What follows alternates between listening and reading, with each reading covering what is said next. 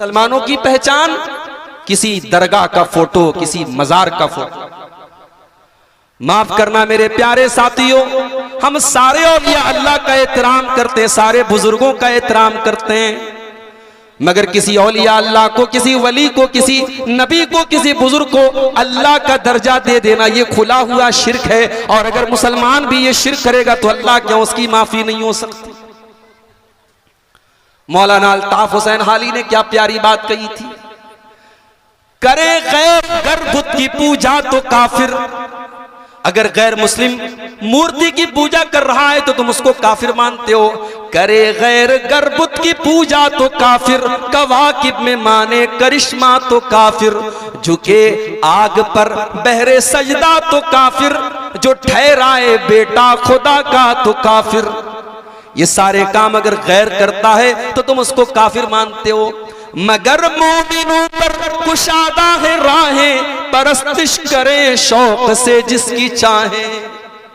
जो काम गैर कर रहा है, दूसरे मजहब का कर रहा है, और आप उसको गलत कह रहे हैं, जब वही काम आप खुद करेंगे तो वो सही कैसे हो जाए। जमात के नुमाइंदा उलमाए किराम तशरीफ लाए हैं। मैं बड़ा खुशनसीब महसूस कर रहा हूं अपने आप को कि मुझे आपको आज इस प्रोग्राम में खिताब करने के लिए दावत दी गई और मुझे हाजिर होने का मौका मिला। रात के तकरीबन 1 बज रहे हैं, लेकिन माशाअल्लाह बड़े सुकून के साथ मर्द हजरात भी बैठे हुए हैं, ख़वातीन भी बैठी हैं। अल्लाह ताला आपके इस जज्बे को कबूल फरमाए, कहने सुनने से ज्यादा अमल करने की तौफीक अता फरमाए, आमीन। मुझे बताया गया कुछ हमारे गैर मुस्लिम भाई भी आए हुए हैं। मुझे नहीं मालूम कि वो अभी इस मजलिस में हैं या जा चुके हैं। अगर बीच में मुनासिब महसूस हुआ तो कुछ अपने गैर मुस्लिम भाइयों के ताल्लुक से भी कुछ बातें आपके सामने रखने की कोशिश करूंगा इंशाअल्लाह। मुझे जो टॉपिक मिला है, जो उन्वान मिला है, जिस मौजू पर मुझे आपके सामने बात करनी है, मौजू है इस्लाह मुआशरा में तालीम का किरदार। समाज को सुधारने में शिक्षा का क्या रोल है, तालीम का क्या रोल है। जाहिर है कि समाज के अंदर बहुत सारी बुराइयां हैं, अकीदे की भी बुराइयां हैं, अमल की भी बुराइयां हैं, अखलाक की भी बुराइयां हैं। समाज का हर वर्ग आज बहुत सारी बुराइयों में लिप्त है, डूबा हुआ है। बच्चों से लेकर के जवानों तक, जवानों से लेकर के बूढ़ों तक, मर्दों से लेकर के औरतों तक मुख्तलिफ किस्म की बुराइयां आज समाज में पाई जा रही हैं। सवाल यह है कि इन बुराइयों को दूर कैसे किया जाए, समाज के अंदर इस अंधेरे को मिटाया कैसे जाए। कुरान करीम हमारे सामने 1400 साल पहले का नक्शा खींचता है। 1400 साल पहले जब अरब की सरजमीन पर जनाब मोहम्मदुर रसूलुल्लाह सल्लल्लाहु अलैहि वसल्लम अल्लाह के आखिरी नबी बनकर के आए, तो वो समाज भी अंधकारमय था, अंधेरे में डूबा हुआ था, जुल्मतों में डूबा हुआ था। शराब पानी की तरह पी जाती थी, सूद व ब्याज का लेन देन बिल्कुल आम था, हलाल व हराम का कोई फर्क नहीं था, शादी ब्याह का कोई सिस्टम नहीं था, जिनाकारी और बदकारी आम थी। लोग एक दूसरे का हुकूक, एक दूसरे के हुकूक का जर्रा बराबर ख्याल नहीं करते थे। जरा जरा सी बातों पर लोग एक दूसरे से जंग करने लगते थे।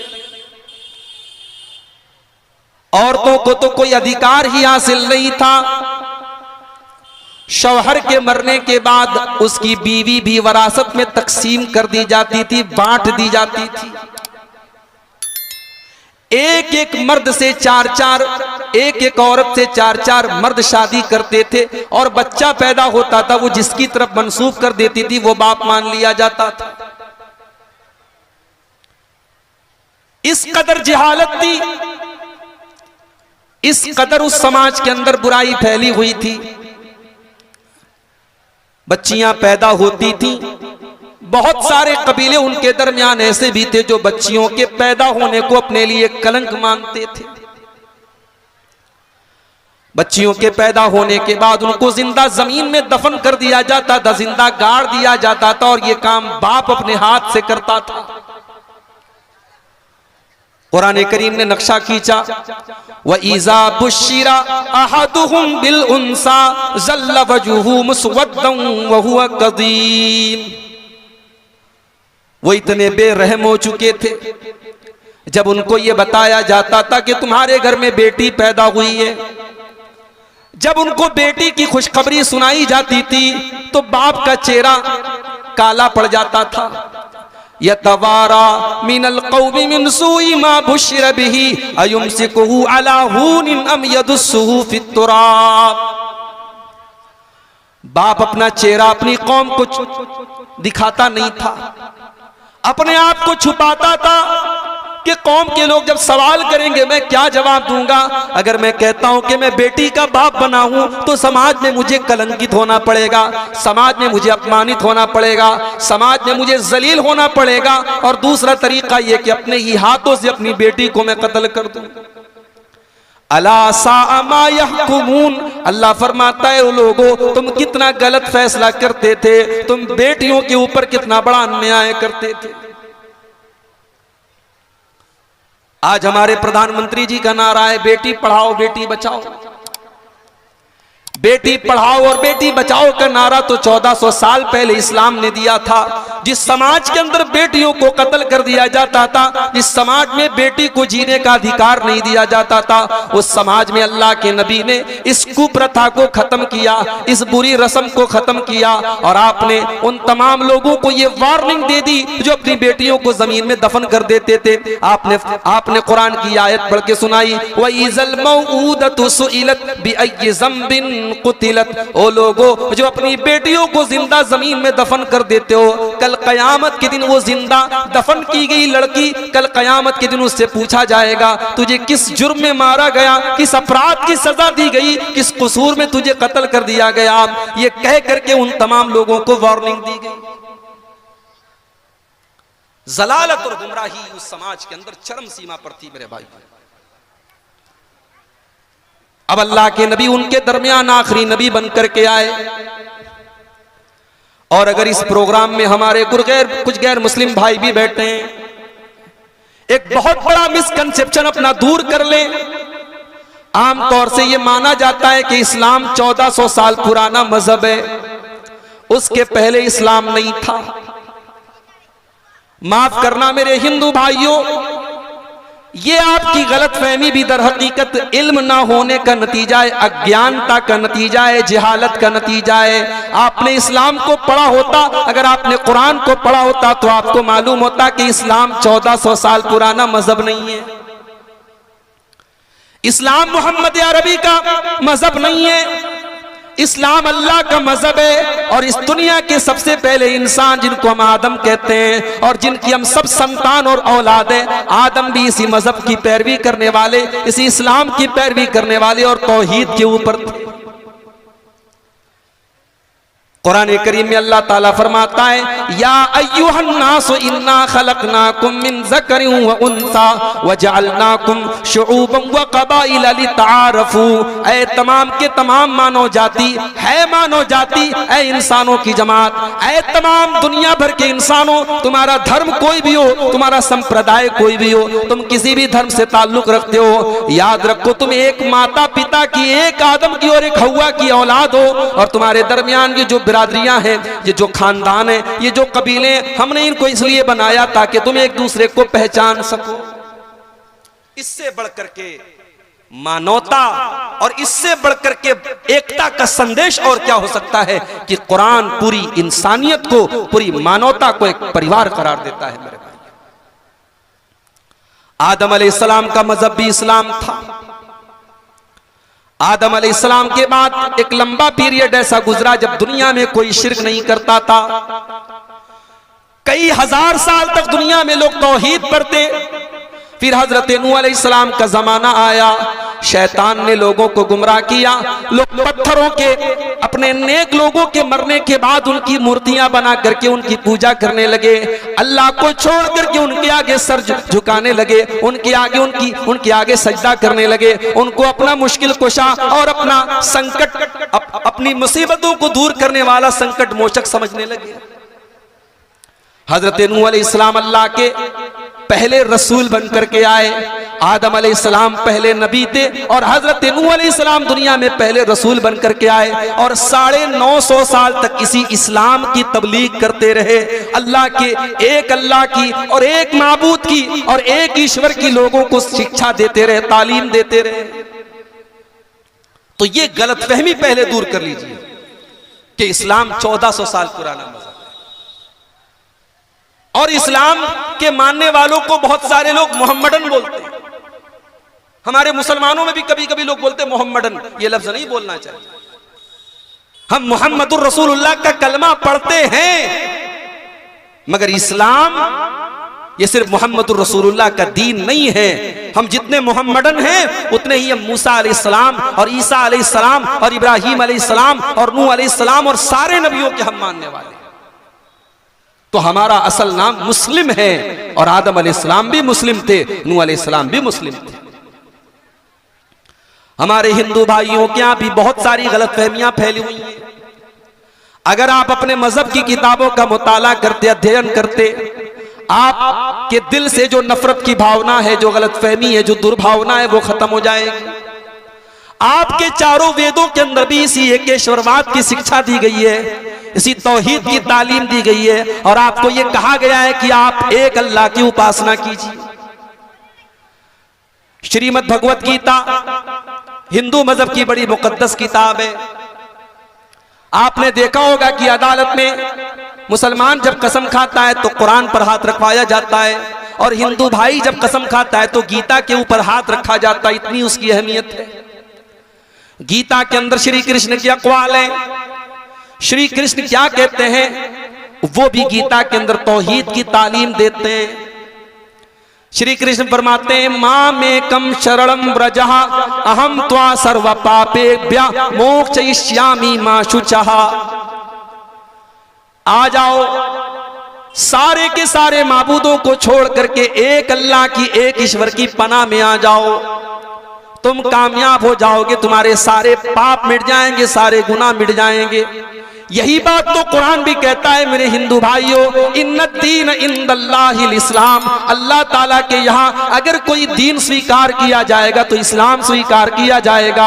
अगर आपकी पेशानी अल्लाह के अलावा किसी और के आगे झुकी होगी, अगर आपने अल्लाह के अलावा किसी और को नफा नुकसान का मालिक माना होगा तो आप अल्लाह के यहाँ माफी नहीं पा सकते। आपको जहन्नम में जाना होगा और जन्नत में आप नहीं जा सकते, आप स्वर्ग में नहीं जा सकते। आज हमारे बहुत सारे मुसलमान भाई भी इस बात को नहीं जानते। अफसोस के साथ कहना पड़ता है, हिंदू मजहब की पहचान स्वास्तिक का निशान, ईसाई मजहब की पहचान क्रॉस का निशान, मुसलमानों की पहचान किसी दरगाह का फोटो, किसी मजार का फोटो। माफ करना मेरे प्यारे साथियों, हम सारे औलिया अल्लाह का एहतराम करते हैं, सारे बुजुर्गों का एहतराम करते हैं, मगर किसी औलिया अल्लाह को, किसी वली को, किसी नबी को, किसी बुजुर्ग को अल्लाह का दर्जा दे देना ये खुला हुआ शिर्क है। और अगर मुसलमान भी ये शिर्क करेगा तो अल्लाह क्या उसकी माफी नहीं हो सकती। मौलाना अल्ताफ हुसैन हाली ने क्या प्यारी बात कही थी, करे गैर गर्भुत की पूजा तो काफिर। अगर गैर मुस्लिम मूर्ति की पूजा कर रहा है तो तुम उसको काफिर मानते हो। करे गैर गर्भुत की पूजा तो काफिर, कवाकिब में माने करिश्मा तो काफिर, झुके आग पर बहरे सजदा तो काफिर, जो ठहराए बेटा खुदा का तो काफिर। ये सारे काम अगर गैर करता है तो तुम उसको काफिर मानते हो। मगर मोमिनों पर कुशादा है राहें, परस्तिश करे शौक से जिसकी चाहे।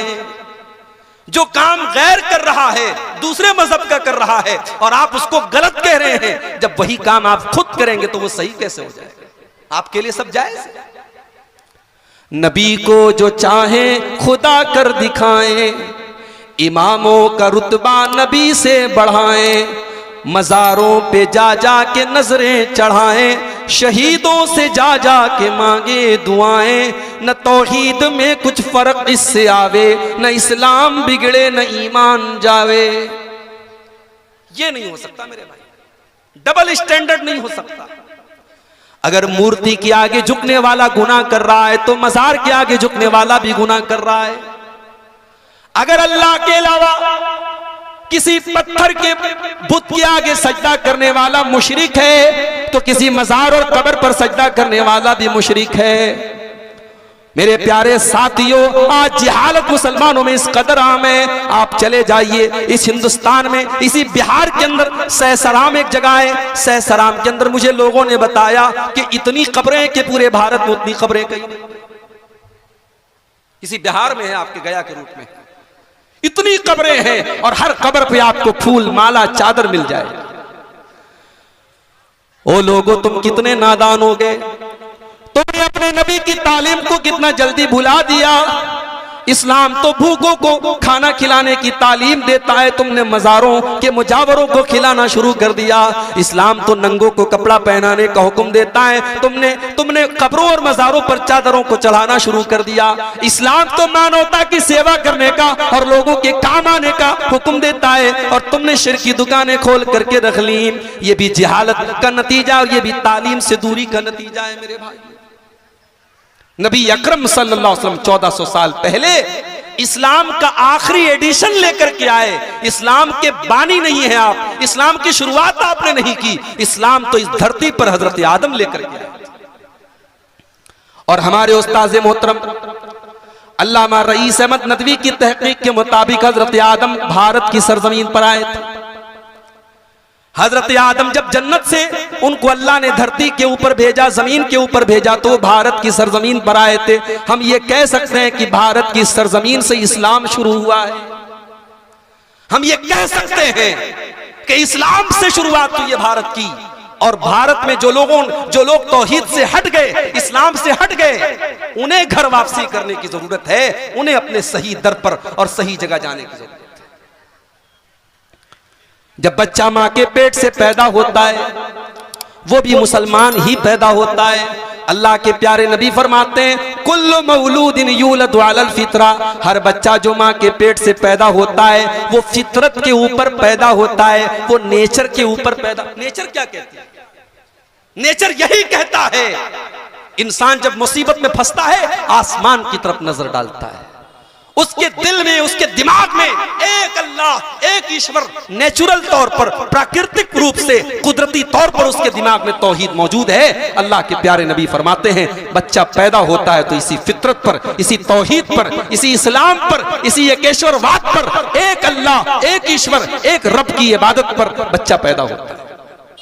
सुम्मा बवाहु युहव्विदानिही व युनस्सिरानिही व युमज्जिसानिही, फिर उसके माता पिता उसको यहूदी बना देते हैं, क्रिश्चियन बना देते हैं, बुत परस्त बना देते हैं, मजूसी बना देते हैं। बच्चा तो इस्लाम पर पैदा हुआ था, उसने जैसा माहौल पाया उसी माहौल में ढल गया।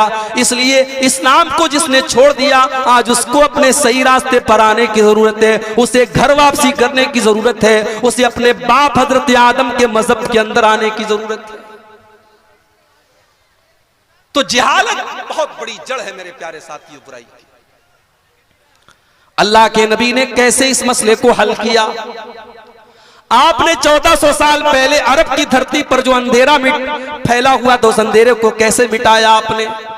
कुरान कहता है, लक़द मन्नल्लाहु अलल मुमिनीन इज़ बअस फ़ीहिम, ओ लोगो, अल्लाह ताला का कितना बड़ा एहसान है तुम्हारे ऊपर कि उसने अपना आखिरी नबी तुम्हारे ही बीच में से भेजा। हमारे बहुत सारे भाई कहते हैं कि अल्लाह के नबी इंसान नहीं थे, आप बशर नहीं थे, आप तो नूर के पैदा किए गए थे, नूरी मखलूक थे। ओ लोगों, अल्लाह के नबी को अगर आप इंसान नहीं मानते तो ये कोई अल्लाह के नबी के सम्मान की बात नहीं है, ये आपकी ताजीम की बात नहीं है, आपके एहतराम और आपके मकाम की बात नहीं है। आपकी अजमत तो इसी में है कि आप इंसान थे लेकिन फिर भी आप मासूम थे। आप इंसान थे लेकिन इंसानों में सबसे आला थे। आपसे बेहतरीन इंसान दुनिया में ना आया है ना आएगा। अल्लाह कह रहा है हमने आखिरी नबी तुम ही में से भेजा, हमने इंसानों में इंसान को नबी बना करके भेजा। उस नबी ने जाकर के पहला काम क्या किया? यतलू अलैहिम आयातिही, वो कुरान की आयतों को पढ़ पढ़ के सुनाया करते हैं। ओ लोगों, जाओ जरा अपने घर का जायजा ले लो, आपके घर में कुरान को कितना पढ़ा जाता है, जरा जाकर के आप जायजा ले लो। अब्दुल गफ्फार साहब तो एक दिन आएंगे, तकरीर करके चले जाएंगे। आप अपने घर में साल के 360 दिन आप गौर कीजिए, आपने अपने नबी के मिशन को कितना आगे बढ़ाया, आपने कुरान को खोल करके कितना पढ़ा, आपके घर में कुरान कितना पढ़ा जाता है, औरतें कितना पढ़ती हैं, बच्चे कितना पढ़ते हैं, बूढ़े कितना पढ़ते हैं, आप खुद कितना कुरान पढ़ते हैं। मौलवी साहब टाइम नहीं मिलता है, बड़े बिजी लोग हैं, दुकान पे चले जाते हैं, औरतें बेचारी बड़ा काम करती हैं, समय नहीं मिलता, टाइम नहीं मिलता। मोबाइल के ऊपर व्हाट्सएप का मैसेज चेक करने का तेरे पास तो दिन भर में हजारों मर्तबा टाइम है। कोई मिनट ऐसा नहीं जब तू मोबाइल खोल करके मैसेज न चेक करे, कोई घंटा ऐसा नहीं जब तू मोबाइल पर बिजी न हो। 24 घंटे में एक घंटा और आधा घंटा भी ऐसा नहीं होता कि आप मोबाइल से दूर रहें। ओ लोगों, तुमने कुरान का मकाम आज मोबाइल को दे दिया। होना तो ये चाहिए था कि कुरान के साथ तुम्हारा दिल अटैच हो जाता, कुरान के साथ तुम्हारा दिल जुड़ जाता और कुरान के साथ तुम अपने दिल को जोड़ लेते। तुमने वो दर्जा तो आज मोबाइल को दे दिया। रात में जब सोने जा रहे हो तब भी हाथ में मोबाइल है, सुबह को सो करके उठ रहे हो तब भी हाथ में मोबाइल है, बच्चों के हाथ में मोबाइल है, बड़ों के हाथ में मोबाइल है। अभी आगे रमजान का महीना आ रहा है। रमजान के महीने में हम और आप 15 घंटे 14 घंटे भूख और प्यास की तकलीफ बर्दाश्त करते हैं। सुबह फजर की नमाज के पहले हम सहरी खाते हैं तो फिर सीधे मगरिब के टाइम इफ्तार करते हैं। हम 14-15 घंटे का रोजा रखते हैं जिसे हमारे हिंदू भाइयों के यहाँ उपवास कहा जाता है। मैं चाहता हूं कि कम से कम आप महीने में एक दिन मोबाइल का भी उपवास रख लिया करो मेरे भाई। एक दिन महीने का ऐसा बना लो, उस दिन आपको टाइम बच्चों को देना है, उस दिन परिवार को देना है, उस दिन माँ के पास बैठ के बातें सुननी है, उस दिन बाप से बैठ करके बातें सुननी है। एक दिन ऐसा बना लो मोबाइल को साइलेंट करके रख देना है, नहीं खोलना है फेसबुक, नहीं खोलना है व्हाट्सएप। ये कर लो तो मैं समझता हूं कि आप अपने इमोशन और अपने जज्बात पर बहुत हद तक कंट्रोल करने वाले बन जाएंगे। इस मोबाइल ने आज समाज को कहां लाके खड़ा कर दिया है मेरे भाई। 8-8 साल की मासूम बच्चियां जो अभी सही तरीके से बालिग भी नहीं हुई है, वो भी वैलेंटाइंस डे पर किसी से फूल कबूल कर रही है। 14-14 साल के बच्चे जो अभी ढंग से जवान और बालिग भी नहीं हुए हैं, वो भी गर्लफ्रेंड और बॉयफ्रेंड का मतलब जान रहे हैं। 3-3 साल के बच्चों के हाथ में आज हमने मोबाइल थमा दिया और YouTube खोल करके बच्चा देख रहा है। अब YouTube पर क्या क्या देख रहा है ये 24 घंटे आप नजर तो नहीं रख सकते। 4-4 साल के बच्चों को आज उनके जहन में क्या गंदगी भरी जा रही है आपको एहसास भी नहीं है मेरे भाई। और हालात तो ये हो गए, बच्चा दूध नहीं पी रहा है, माँ ने बच्चे के हाथ में मोबाइल थमा दिया, बच्चा मोबाइल देखने लगा, माँ ने शीशी उसके मुंह में डाल दी, बगैर मोबाइल देखे वो बेचारा दूध भी नहीं पी रहा है। बाप घर में आया, बच्चे शोर मचा रहे हैं, बाप ने फट से मोबाइल दे दिया। आज बच्चों को बाप का प्यार नहीं, आज बच्चों को माँ की ममता नहीं, आज बच्चों को सिर्फ मोबाइल मिल रहा है। हालात ये हो गए, हमारे रहते हुए हमारे बच्चे यतीम हो गए, माँ के रहते हुए बच्चे यतीम हैं, बाप के रहते हुए बच्चे यतीम हैं। इससे बढ़ करके दुर्भाग्य क्या होगा, इससे बढ़ करके बदनसीबी क्या होगी कि आपके रहते हुए आपके बच्चे यतीम हो जाएं, बाप के रहते हुए बच्चों को बाप की मोहब्बत न मिले, मां के रहते हुए बच्चों को मां की ममता न मिले। अरबी का एक शायर कहता है, लईसल यतीमु मन इंतहा अबवाहु मिन हम्मिल हयाती व खल्लफाहु जलीला। अरे यतीम तो वो नहीं है जिसकी माँ का इंतकाल हो जाए, जिसके बाप का इंतकाल हो जाए। इन्नल यतीम हुवल्लज़ी तल्क़ा लहू उम्मन तखल्लत औ अबन मशगूला। अरे यतीम तो वो है जिसकी माँ के पास उसके लिए टाइम ना हो, जिसके बाप के पास उसके लिए समय ना हो, जिसके बाप के पास अपने बच्चों से बात करने के लिए टाइम ना हो और माँ के पास बच्चों की तरबियत करने के लिए टाइम ना हो। आज क्या तरबियत करेंगे? हालात ये हैं कि भारत से लेकर के नेपाल तक हजारों नहीं लाखों मुसलमान लड़कियां आज मुर्तद हो चुकी हैं, इस्लाम से दूर हो चुकी हैं। हजारों नौजवान ऐसे हैं जो अल्लाह को नहीं मानते, जो इस्लाम को नहीं मानते, मुसलमान घर में पैदा हुए, नाम है मोहम्मद, नाम है अब्दुल्ला, नाम है अब्दुर्रहमान, लेकिन कुरान से उनको कोई मतलब नहीं, इस्लाम से उनको कोई मतलब नहीं, अल्लाह का वो इनकार करते हैं। ये हालात क्यों है मेरे भाई? क्योंकि हमने अपने बच्चों को, अपनी बच्चियों को, हमने उनकी तालीम के लिए, उनकी शिक्षा के लिए हमने कोई इंतजाम नहीं। हमने अपने बच्चों को कॉन्वेंट स्कूलों में डाला, हमारा बच्चा फर्राटेदार अंग्रेजी बोल रहा है, हमारा बच्चा पूरे स्कूल को टॉप कर रहा है, मगर हमारा बच्चा अल्लाह के बारे में कुछ नहीं जानता, रसूल के बारे में कुछ नहीं जानता, नमाज के बारे में कुछ नहीं जानता।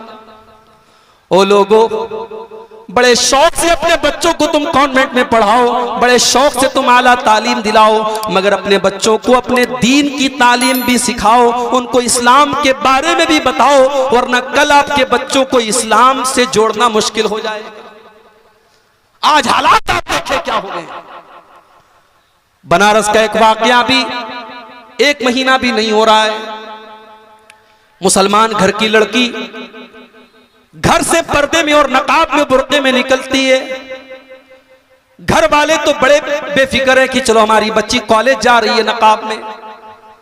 एक लड़के के साथ मोबाइल पर चैटिंग शुरू करती है, गैर मजहब का मानने वाला लड़का है, लड़की उससे चैटिंग शुरू करती है, बातचीत करती है, मुलाकात होने लगती है, लड़का उसे अपने जाल में फंसा लेता है और फिर वो लड़की उस गैर मुस्लिम लड़के के साथ निकाह कर लेती है, शादी कर लेती है उसके मजहब के मुताबिक, उसके मजहब में दाखिल हो जाती है, उसके धर्म के अंदर दाखिल हो जाती है और इस्लाम को त्याग देती है। क्या ये आपके लिए शर्म की बात नहीं है? हमारे और आपके लिए शर्म की बात नहीं है मेरे भाई? हम अपनी बेटियों को इस काबिल भी नहीं बना सके, उनको इस्लाम की अहमियत भी नहीं बता सके, उनको ईमान की अहमियत भी नहीं बता सके। अरे इस्लाम तो वो दौलत है, ये ईमान तो वो दौलत है, कल कयामत के दिन अल्लाह ताला हमको ऑफर करेगा। अल्लाह ने फरमाया कुरान के अंदर, इन्नल्लज़ीना कफरू व मातू व हुम कुफ्फारुन फलन युक़बला मिन अहदिहिम मिलउल अर्ज़ि ज़हबा। ओ लोगो, जो तौहीद के बगैर दुनिया से चले जाएंगे, जो इस्लाम के बिना दुनिया से जाएंगे, जो एक अल्लाह को मानने वाले नहीं होंगे, कल कयामत के दिन वो जमीन भर के सोना भी अगर लेके आ जाएं तब भी अल्लाह के अजाब से वो बच नहीं पाएंगे, वो जहन्नम के अजाब से बच नहीं पाएंगे। ये ईमान इतनी बड़ी दौलत है मेरे भाई। आप गरीब हैं, आप मजदूर हैं, आप ठेला चलाते हैं, आप रेडी पर सामान बेचते हैं, आप सूखी रोटी खाते हैं, आपका घर टूटा फूटा घर है, लेकिन अगर आपके पास ईमान है, आपके पास तौहीद है, आपका सर एक अल्लाह के आगे झुकता है, रब्बे काबा की कसम आपसे बड़ी दौलत किसी के पास नहीं है। आप उस अरबपति से बेहतर हैं, उस करोड़पति से बेहतर हैं, जिसके पास सब कुछ है मगर रब की तौहीद नहीं है, रब का ईमान नहीं है, इस्लाम नहीं। हम इतने बदनसीब हो गए, हम अपनी बेटियों को तौहीद की और इस्लाम की अहमियत भी नहीं बता सके मेरे भाइयों। अरे इस्लाम तो वो दौलत है जिसको पाने के लिए सुमैया रजी अल्लाह ताला ने कितनी बेदर्दी से शहादत को कबूल कर लिया। अबू जहल ने सुमैया को उनके शौहर के सामने और उनके जवान बेटे के सामने नंगा कर दिया। हाय हाय, सोचो तो सही, एक माँ के लिए कितनी डूब मरने की बात है, कितनी कितनी गैरत की बात है, कितनी शर्म की बात है कि जवान बेटे के सामने एक माँ को नंगा कर दिया जाए। ओ सुमैया, तेरे इस्लाम का क्या कहना, तेरे ईमान का क्या कहना, तेरे इस्तिकामत का क्या कहना। तूने अपने जवान बेटे के सामने नंगा होना तो गवारा कर लिया, मगर इस्लाम को त्यागना तूने गवारा न किया, तूने इस्लाम को छोड़ना गवारा न किया। सुमैया ने ये जिल्लत तो बर्दाश्त कर ली मगर इस्लाम को नहीं छोड़ा। और फिर वो वक्त भी आया जब अबू जहल ने बड़ी बेदर्दी के साथ हजरत सुमैया को बड़े शर्मनाक तरीके से उनकी शर्मगाह के ऊपर हमला करके उनके शौहर के सामने और उनके जवान बेटे के सामने शहीद कर दिया। मेरी प्यारी माँ बहनों, हजरत सुमैया ने जान देना गवारा कर लिया, शहादत की मौत को कबूल कर लिया, मगर इस्लाम को और ईमान से समझौता करना कबूल न किया। ओ लोगों, आज हम अपनी बेटियों को इस लायक भी न बना सके, वो इश्क और मोहब्बत और प्यार के लालच में आकर और किसी की मीठी और चिकनी चुपड़ी बातों में आकर आज इस्लाम को छोड़ रही है। ये सारा नतीजा इस बात का है मेरे भाई कि हमने अपने समाज में दीन की तालीम की अहमियत को नहीं समझा। आपका इलाका नेपाल बॉर्डर के करीब है, मुझे नहीं मालूम कि आपके यहां लड़कियों की तालीम के लिए कितने इदारे, अगर इदारे नहीं है तो मेरे भाइयों, आप अपनी बेटियों को दीनी तालीम देने के लिए इदारे खोलो। हो सके तो एक टाइम खाना खा के एक टाइम भूखे रह जाओ, हो सके तो अपनी मजदूरी में से कुछ पैसे दे दो, हो सके तो मेरी माँ बहनों अपने जेवरात को बेच डालो, मगर अपनी आने वाली नस्ल के ईमान को बचा लो। अपनी बेटियों को दीनी तालीम देने वाले इदारे अपने इलाके में खोल लो, वरना आने वाले 20 सालों के बाद जो हालात होंगे वो बयान के बाहर है। आज हालात क्या है मेरे भाई? आज हमारी मस्जिदों में जुमा का खुतबा होता है, मौलवी साहब बेचारे बड़ी तैयारी करके तकरीर करते हैं, आधा घंटा 40 मिनट, बड़ी कीमती बातें बताते हैं। लेकिन आज आप देख लीजिए बहुत सारी मस्जिदों में तो औरतों का इंतजाम ही नहीं होता। मुझे लगता है कि आपके गांव की मस्जिद में भी औरतों के लिए कोई अरेंजमेंट नहीं है। क्यों नहीं है मेरे भाई? अगर नहीं है तो होना चाहिए। अगर आप जुमा की तकरीर सुनते हैं तो आपके घर की औरतें क्यों नहीं सुनती हैं? अरे आपसे ज्यादा तो उनको दीन की बातों को सुनने की जरूरत है। आप तो जलसों में भी चले जाते हैं, आप तो तकरीरों को भी सुन लेते हैं। आपके घर की औरतों को आज मोबाइल के जरिए बिगाड़ा जा रहा है, आज सोशल मीडिया के जरिए उनके दिमाग को खराब किया जा रहा है। आज उनको बिगाड़ने वाली 1000 चीजें हैं मेरे प्यारे भाइयों।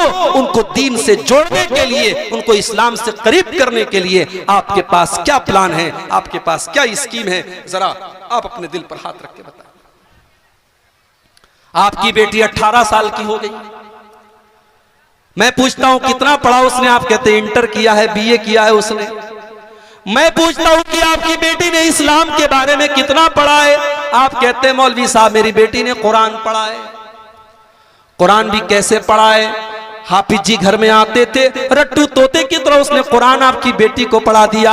आपकी बेटी ने कुरान तो पढ़ा है मगर कुरान की आयतों का कोई मतलब नहीं जानती। उसने कुरान तो पढ़ा है मगर कुरान में जो पर्दे की आयतें और जिन कुरान की आयतों में आपकी बेटी को यह पैगाम दिया गया था, या अय्युहन नबिय्यु कुल अज़वाजिका व बनातिका व निसाइल मोमिनीना युदनीना अलैहिन्ना मिन जलाबिबिहिन्ना ज़ालिका अदना अन युरफ़ना फला यूज़। आपकी बेटी ने कुरान के अंदर इस आयत को तो पढ़ा है मगर इस आयत का मतलब आपकी बेटी ने कभी जाना ही नहीं। कुरान कहता है, ऐ नबी अपनी बीवियों से भी कह दो, अपनी बेटियों से भी कह दो और तमाम मुसलमान औरतों से कह दो, जब वो घर से निकले तो बेपर्दा होकर के न निकले। वो अपने ऊपर चादर डाल ले, वो अपने ऊपर घूंघट डाल ले, वो अपने ऊपर नकाब डाल ले, बुर्का डाल ले, वो चादर में और पर्दे में निकला करें ताकि दुनिया पहचान ले कि ये इज्जतदार घर की लड़कियां हैं, ये मुसलमान घर की लड़कियां हैं। आपकी जवान बेटी घर से बाहर निकल रही है, सज संवर करके निकल रही है, बेहतरीन कपड़े पहन करके निकल रही है, खुशबू लगा करके निकल रही है, मेकअप करके निकल रही है और आपको कोई फर्क नहीं पड़ता। और आप माशाअल्लाह बड़े पक्के कुरान और हदीस पर के मानने वाले हैं। मेरे भाइयों, शर्म आनी चाहिए हमें और आपको। अगर हमारे घर में बेगैरती और बेहयाई का काम हो रहा है और हमारे माथे पर कभी कोई बल नहीं पड़ रहा और हमें कोई फर्क नहीं पड़ रहा है, इसका मतलब यह हुआ कि हम बेगैरत हो चुके हैं, हम बेगैरत हो चुके हैं। और अल्लाह के नबी जनाबे मोहम्मद रसूलुल्लाह सल्लल्लाहु अलैहि वसल्लम फरमाते हैं कि 3 लोग ऐसे हैं जिनकी तरफ अल्लाह ताला कयामत के दिन देखेगा भी नहीं। 3 लोग ऐसे हैं अल्लाह ताला ना तो देखेगा, ना बात करेगा, ना उनको पाक और साफ करेगा। कौन कौन होंगे? आपने फरमाया अल आक़ुल वालिदैहि, अपने माँ बाप को सताने वाला, अपने माँ बाप को दुख देने वाला, अपने माँ बाप से रिश्ता काटने वाला, वल मरातुल मुतरज्जिला, और मर्दों की नकल करने वाली औरत, वद्दयूस, और वो बेगैरत मर्द, वो बेगैरत भाई, वो बेगैरत बाप, और वो बेगैरत शौहर जिसके घर में बेगैरती हो रही हो, बेपर्दगी हो रही हो, बेहयाई हो रही हो और उसको कोई फर्क न पड़ रहा हो। समाज आज कहां जा चुका है? तो नबी का पहला काम क्या था? यतलु अलैहिम आयातिही, नबी का पहला काम यह था वो कुरान की आयतों को पढ़ पढ़ के सुनाते थे। आज हमने कुरान पढ़ने पढ़ाने वालों को कहां लाके खड़ा कर दिया? अंग्रेजी की ट्यूशन पढ़ाने वाला महीने का 50,000 कमा रहा है, साइंस पढ़ाने वाला 25,000 कमा रहा है, और कुरान पढ़ाने वाला मौलवी बेचारा 10,000 रुपये में कैसे कैसे गुजारा कर रहा है। लोग कहते हैं मौलवी के पैसे में बड़ी बरकत होती है। ओ लोगों, उसकी मजबूरी को बरकत का नाम न दो। वो जब मार्केट में निकलता है, सेब का मौसम आता है, वो सेब के ठेले के पास पहुंचता है और सेब वाला कहता है कि सेब का रेट 150 रुपया किलो है। वो सोचता है नहीं नहीं, 150 रुपया तो मेरी रोज की इनकम है, मैं 150 रुपया अगर इसको दे दूंगा तो मेरे घर की खर्ची कैसे चलेगी। वो बेचारा अपने जज्बात पे कंट्रोल करता है। मौसम फलों का आता है, उसके बच्चे फलों से महरूम हो जाते हैं। हो लोगों, किसी कौम ने अपने मजहबी पेशवाओं को उतना न रुलाया होगा जितना आपने अपने मजहबी पेशवाओं को रुलाया है। मस्जिद का इमाम आपने रखा, बड़े एहसान के साथ आप कहते हैं साहब हम तो अपनी मस्जिद के इमाम को 10,000 रुपये तनख्वाह देते हैं।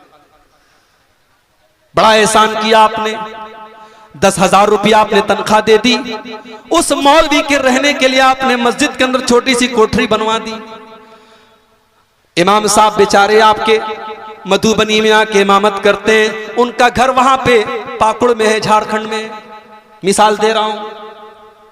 फैमिली उनकी उनसे सैकड़ों किलोमीटर दूर है। आपकी मस्जिद में आकर के वो इमामत कर रहे हैं, आपके घर में, आपके मोहल्ले में रह रहे हैं, 5 टाइम की नमाज पढ़ा रहे हैं, मगर अपनी बीवी को से वो दूर है। उनकी बीवी उनके जीते जी बेवा की जिंदगी गुजार रही है, उनके बच्चे उनके जीते जी यतीम की जिंदगी गुजार रहे हैं। ओ लोगों, ये कितनी बड़ी तकलीफ आप अपने इमामों को दे रहे हो। अगर आपको अपने परिवार के साथ रहने का अधिकार है, अगर आपको अपने बच्चों के साथ रहने का हक हासिल है, तो आपके मस्जिद के इमाम को, जो 5 टाइम की नमाज आपको पढ़ाता है, जो आपका धर्म गुरु है, जो आपके मजहब का गुरु है, जो आपको कुरान पढ़ पढ़ के सुनाता है, क्या उसको यह अधिकार नहीं है कि वो अपनी पत्नी और अपने बच्चों को करके रहे? क्या उसकी बीवी को यह हक नहीं है कि वो अपने शौहर के साथ रहे? उसके बच्चों को यह हक नहीं कि अपने बाप के साथ रहे? हमने कुरान पढ़ने पढ़ाने वालों का क्या हाल किया मेरे भाई। स्कूलों में बच्चा पढ़ता है, माशाअल्लाह, टेबल भी लगाए, बेंच भी लगाए, कुर्सी भी लगाए, बच्चा अप टू डेट होके ड्रेस पहन करके जाता है, टाई वाई लगा के जाता है, माँ भी बहुत तैयार करके उसको भेजती है। मदरसे के ये बच्चे बेचारे घर बार छोड़ के मदरसे में कुरान और हदीस पढ़ने आते हैं। वो कैसा खाना खाते हैं, वो कैसे कमरे में बैठ करके पढ़ते हैं। कभी जा करके मदरसों की हालात आप देखिए।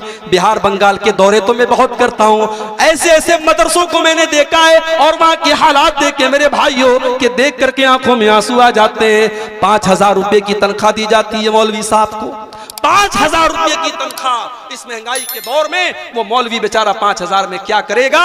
साल में जब रमजान का महीना आता है, वो मौलवी बेचारा पूरे हिंदुस्तान में घूम घूम करके चंदा करता है और फिर उस चंदे में से उसको उसकी तनख्वाह दी जाती है और बाकी चंदा वो मदरसे को देता है। इस तरीके से वो अपना पेट पालता है। आपने अपने मजहब के गुरु को और अपने धर्म गुरुओं को और अपने मजहब के रहनुमाओं को आपने भिखारी बना दिया है, अपने दर का भिखारी बना दिया है कि जब तक वो आपके दरवाजे पर आके भीख न मांगे तब तक आपकी रूह को सुकून नहीं मिलता, आपके दिल को सुकून नहीं मिलता। आपने समझा क्या है कुरान पढ़ने पढ़ने? ये भिखारी है, ये क्या है? आपने कुरान पढ़ने पढ़ाने वालों को हकारत की नजर से देखा, आपने उनको जिल्लत की नजर से देखा, मगर आपको शायद पता नहीं है कि उनका दर्जा क्या है, उनका मकाम क्या है। अल्लाह के प्यारे नबी फरमाते हैं, खैरुकुम मन तअल्लमल कुरान व अल्लमहु, तुम में सबसे बेहतरीन इंसान वो है जो कुरान को पढ़ता है, पढ़ाता है, कुरान को सीखता है, सिखाता है, कुरान का इल्म हासिल करता है और दूसरों को कुरान पढ़ाता है। ये दर्जा अगर आपके समाज में किसी को हासिल है, उस मौलवी को हासिल है, उस हाफिज जी को हासिल है जो कुरान आप तक पहुंचा रहा है। और आज ये जो जलजले आ रहे हैं, ये जो मुसीबतें आ रही हैं, ये जो जालिम हुकूमतें मुसल्लतें क्यों हैं, कभी आपने गौर किया? ये जलजले बार बार क्यों आ रहे? ये भी कयामत की एक निशानी है मेरे प्यारे साथियों। जब दुनिया से उलमा चले जाएंगे, जब दुनिया से उलमा खत्म हो जाएंगे और उलमा की नाकदरी होने लगेगी और उलमा का